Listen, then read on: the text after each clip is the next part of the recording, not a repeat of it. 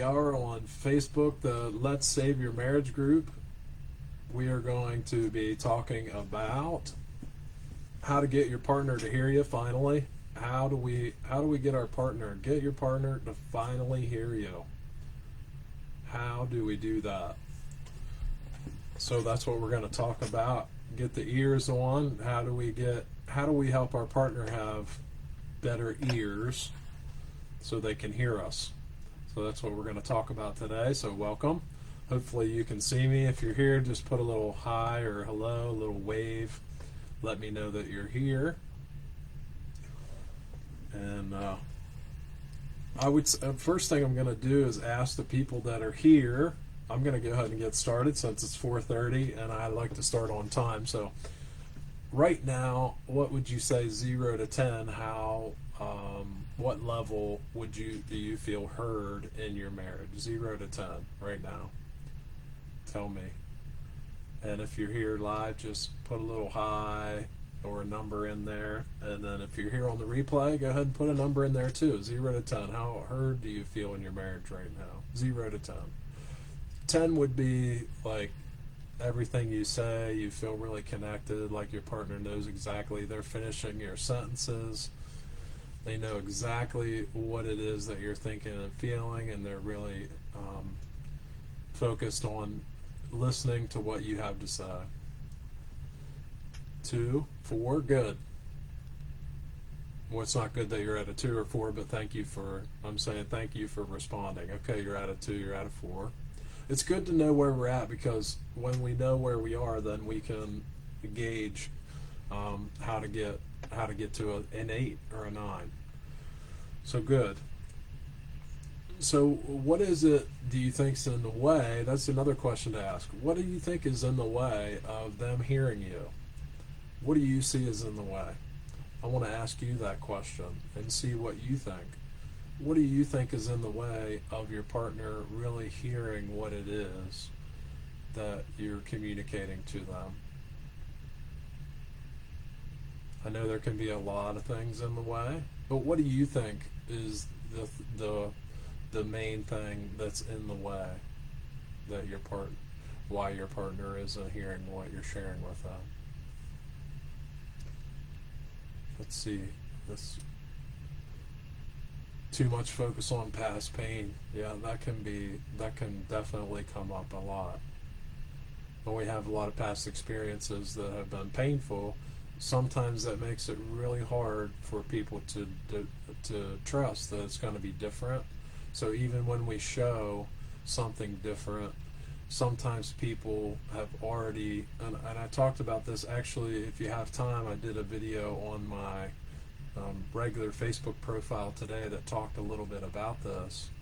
Is sometimes once people place us, they kind of get like an image in their mind of who we are, even though that's not who we are. It's like, and we can do the same thing for our partners as well. Like on the other end, is we kind of get an image for that person, that it's called an imago, or a personality. We're like, yeah, I already know what you're like. You're like this. I already know. I've already put you in this bucket. I've already put you in the bucket of people that are that have the ability to hurt me. So, that can be a big thing that's in the way of communication. So that's great. Mistrust and feelings hurt. That's also our partner can put us in a bucket and say, well, you're here, and on the other side of that, you're not a person that is going to help me to feel safe. You're not a person that's going to help me to feel connection. And once they put us into this other bucket, sometimes it's hard to show them that it can be different, right? And especially the harder we try and it seems like we don't get that, sometimes that can be really frustrating. Let's see another comment. Depression, anxiety, anger, not wanting to change routines, each other's triggers, and the verbiage or language that you're using, for sure. Yeah, definitely emotions is a big one when communication comes up, because if you ever try to communicate from a place of anxiety or anger or depression, tell me 0 to 10, how well are you able to communicate really helpful information to help the other person to see? And a lot of times, tell me if you relate to this, sometimes when we're in those states and we try to express our feelings and our needs from that state, the other person starts to feel really judged, like we're blaming them for their feelings, and then they react. Have you ever had that happen? Where you're feeling depressed and anxious, maybe worried, maybe you're scared of something, and you try to share that with your partner, and when you do, they retaliate or they go away. Then they run away. Have you ever experienced that? Because they feel like it's their fault, and just like we feel when they're going through that, and sometimes when they try to share that with us, we can feel that as well. We can feel like what they're sharing with us is our fault, and then we can get really angry and it triggers our emotions. So that's one of the big challenges, and I love that you shared all that, because those are a lot. You've really touched on the main points that I see when it comes to feeling heard, because we want to share our pains with our partner. And I'm going to say, once we're disconnected, that is a really big challenge, to share pains with our partner. Anytime we have something that we want to share and it's depression, it comes from depression, anxiety, or anger, it's going to lead probably to more disconnection when we're already disconnected. And even sometimes when we're connected, we can start to bring these things up, and it can lead to disconnection. So one strategy is to do the best you can just to share on some of the positive feelings and get into a place where you can feel those positive feelings. So the number one thing to get your partner to hear comes from one thing, and I talk about this a lot, but it comes from one thing. And I don't know if you know what I'm going to say, but I'm going to say it: understanding. So understanding is the way we have to understand ourselves, how we feel, what we think, and our needs.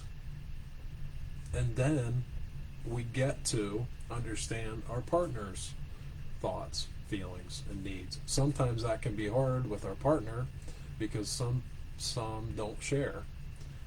So if you have a partner that doesn't share their thoughts, feelings, or needs clearly, then maybe they don't understand their own, which is very normal. Most of us haven't been taught how to identify our feelings. Do you ever remember in school, did they ever teach you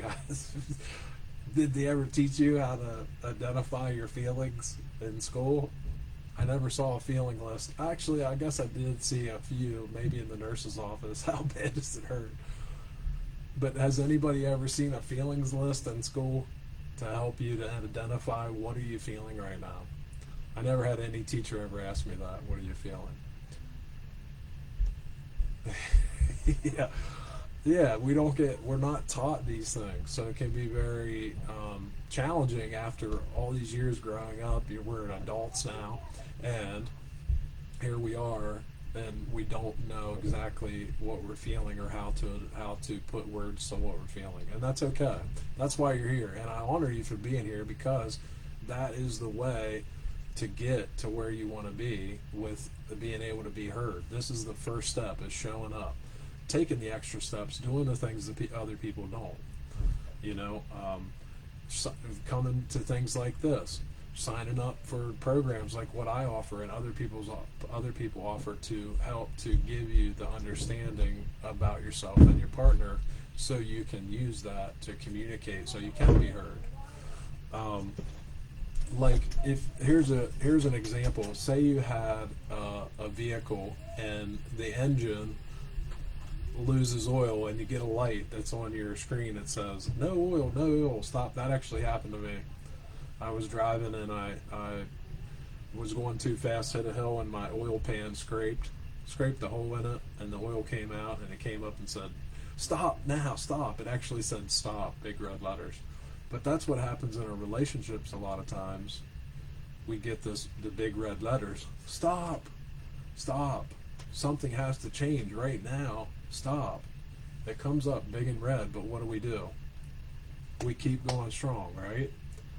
Because we haven't been taught, and we've been taught that with our vehicle. We know if it says stop on the little dash there, we stop.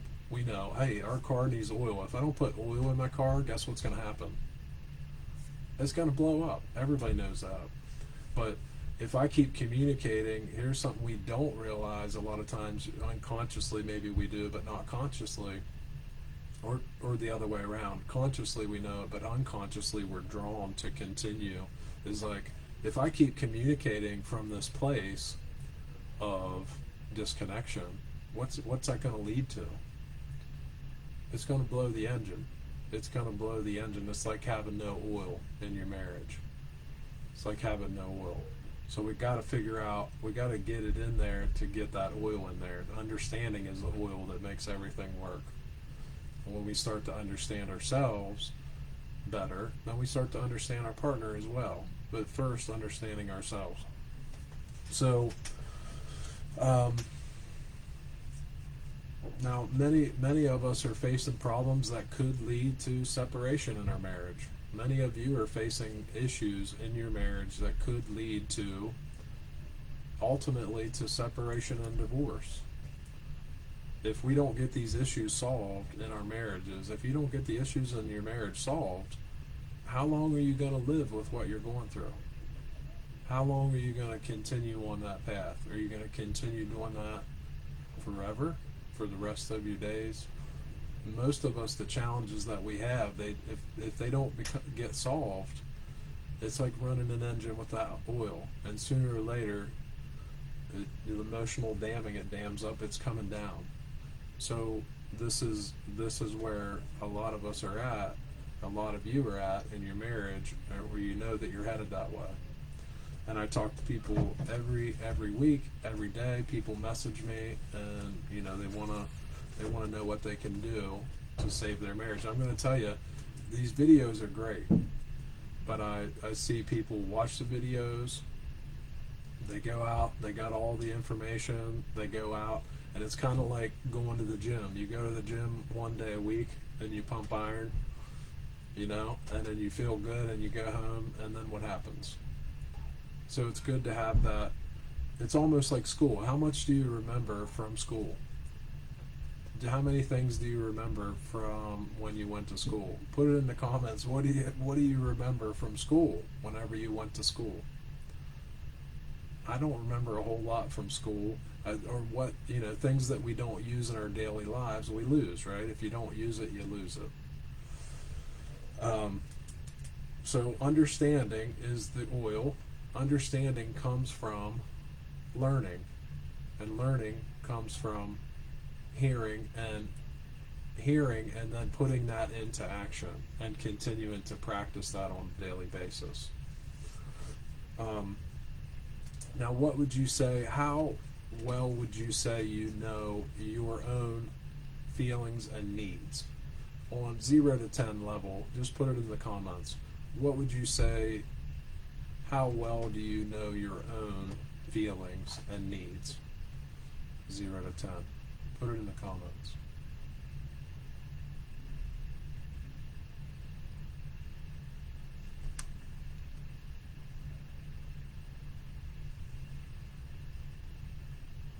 Good.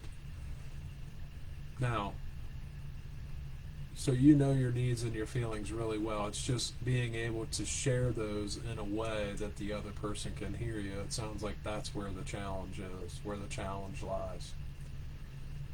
And here's the other thing is, how many times when you communicate your feelings and your needs to your partner, do you feel like you do a really good job of being able to convey that clearly to them? 0 to 10.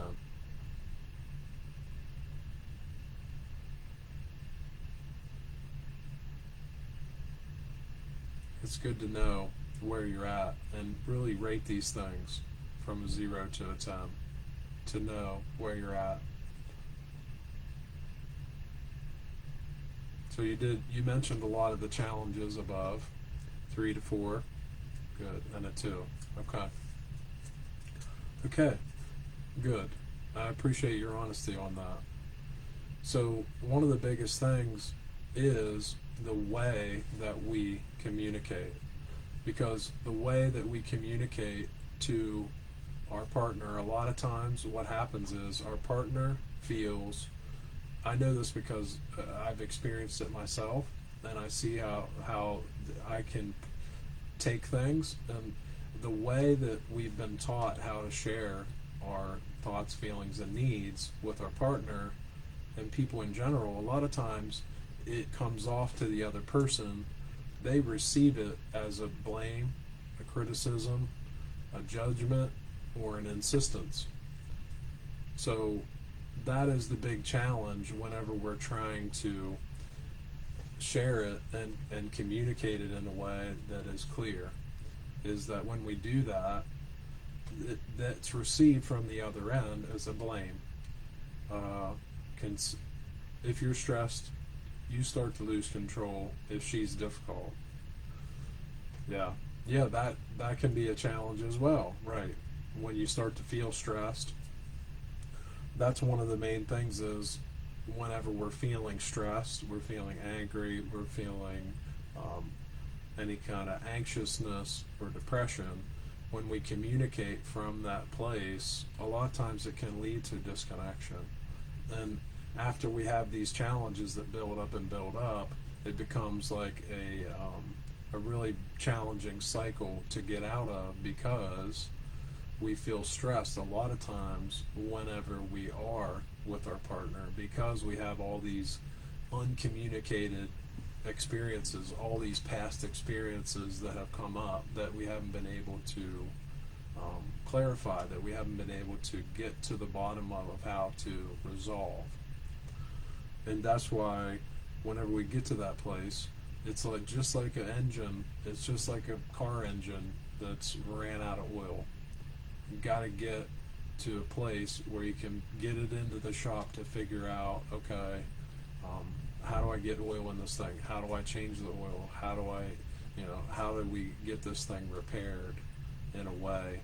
Because it's not something we've been taught. Just like most people weren't taught how to fix cars in school, most of us haven't been taught how to repair our relationships after they've been broken from past experience, from the past things that have broken trust.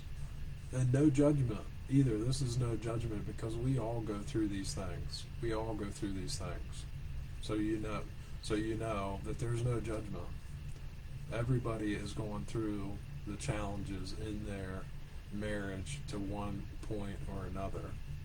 So it's just, you're at the place now and you know where you are. It's knowing how ready are you to do something different. These videos are great. I love that you're showing up here. We can only talk about so much, and this only gets us so far. And if you're ready to go to the next step and you know that that's something you need, just reach out and let me know. I would love to talk to you more about this, because this is a practice. This is something, the things that we do to be able to learn how to communicate clearly in our marriage is a practice. Learning how to have the support and have the understanding that we need to be able to communicate in a way that meets our partner's needs. That comes from us having a really deep understanding and gaining a deep understanding of where the challenges are. It sounds like you have a really great handle on what the challenges are, knowing what your feelings and needs are. It sounds like you're pretty that most of you that have posted here on the live have a pretty good idea of where you're at there. So the next part is figuring out how to take those things and be able to share them with the other person in a way that they can easily take that in and feel open, to help them to feel open. We can't make our partner feel anything, but there are things that we can do to share in a way that will make it package it up in a nice pretty little bow, and that takes time and practice. And it's not always going to happen, because sometimes we're going to take it and we're going to put it in a pretty little bow, and then we're going to go, kiss my ass, I don't want to do this right now, and we're going to throw it, because that's just life. You know, we're going to feel angry, we're going to feel stressed, we're going to feel anxious at times, we're going to feel depressed at times. No judgment. That's human nature to feel these things, and that's okay. That's great to feel that and to let it out to some extent. Not on our partner, but there's a way that we can learn how to package up our communication, then make it in a pretty little bow, so the other person can receive it much easier, and to be able to see what it is that we're trying to say. Here's an example of a lot of times what I used to do in my marriage. Whenever I wanted to communicate something, I'd say, why do you never want to connect with me? Why are you never home on time? Why do you always do that? That's annoying. Why do you never do that? Like, that way of communicating leads to disconnection. And now when something's going on, you know, I communicate it differently. I don't communicate about those things, the challenges in my marriage, like I used to, because we get what we focus on. So if that's one big takeaway you could take, that I would want you to take from this, would be just to realize that we get what we focus on, and we've been taught to focus on the problems in our marriage. We've been taught to talk about, how do you solve something? You talk about the problem until the problem becomes even greater. We give the problem as much energy as possible until it becomes a monster, you know. And we've been taught this from our past experience. When in school, who got the most attention? The people who followed directions, or the people who didn't? the people who didn't follow directions were the ones who got all the attention from the teachers, right? That's what we've learned from our past experiences, that we focus on the problems. When there's a problem, we better focus on it to fix it. We better put all this energy in to fix it. And I'm going to say that's one of the big learnings that we have been taught that is ineffective in our relationships. Is focusing on the problems does not work. We have to figure out what the solution is and focus on that. What is the solution? What can I do? What can you do?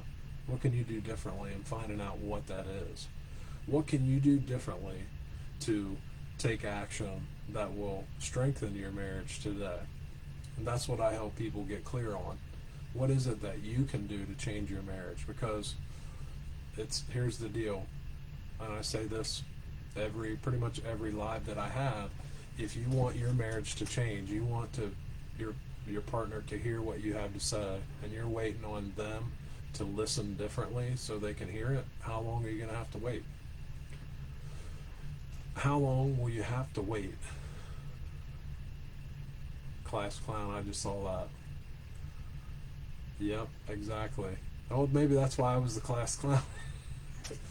But if you're waiting on your partner to change so they can hear you, you know, and you're here, and I honor that, because you're willing to take the actions necessary to learn something different.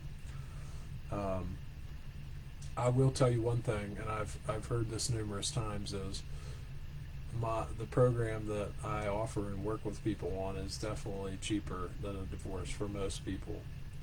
So that's also something to think about. So I wanted to share this with you because I felt like this would be valuable today. I really appreciate you coming here. I hope that you got a lot out of this. If anything else, this is a great reminder, because that's something that we need, is reminders. Because just like at school, we went to school for however many years you went to school, how much of that stuff do you remember now? You know, just like this, we forget 80% to 90% of everything we learn, and we keep a core 10%. So it's important. That's one of the other reasons that it's important to find a program, something that you connect with and use on a regular basis, something to be a reminder, something to help you dig into that understanding and be able to put it into action. Because this stuff it's not easy, but it's doable. It's definitely doable. And once you get to the other side, now that's a pretty picture. You know, whenever we can communicate and put our communication in a nice, pretty little bow and hand it to our partner, and they can open it and say, "I get that. I get it." So thank you for watching and putting and commenting. I really appreciate that. Thank you so much, and I hope that you got a lot out of this. I'll see you next time. Thanks.